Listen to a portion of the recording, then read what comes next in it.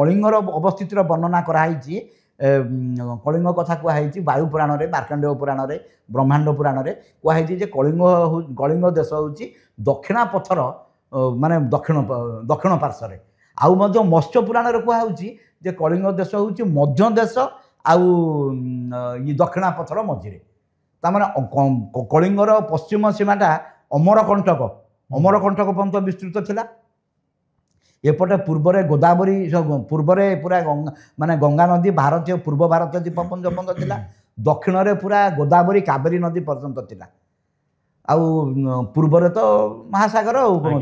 महासागर तेणु माने कलिंगर अवस्थित जना पड़ी गोटे कथा जो मध्य देश बोली कहुची जोटा मध्य प्रदेश मध्य देश तेणु मध्य देश दक्षिणा पथ मझे कलिंग देश जना पड़ी सबू पुराणर कथाटा को मिलैदेले जना पड़ी यही भितर कलिंग राज्य थिला किंतु केतेबेले कलिंग गंगारीडाई कलिंग प्राची कलिंग मग कलिंग विभिन्न समय विभिन्न से ये रोला आ महाभारतर वन पर्व भी जना पड़ी महाभारत वन पर्व जो पांडव मान सहित लोमस महर्षि आसुँच विभिन्न जगह सब बुलाऊँ पांडव मैंने पचार जो नईटा देखा से नईटा कौन से कौ नई लोमस महर्षि कहते से नईटा हूँ बैतरणी नदी आ से नदी आरपटे कलिंग देशर लोक रही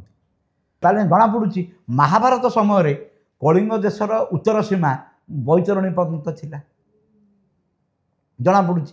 तेणु कलिंग देशर सीमाटा विभिन्न समय विभिन्न प्रकार धारण करथिला।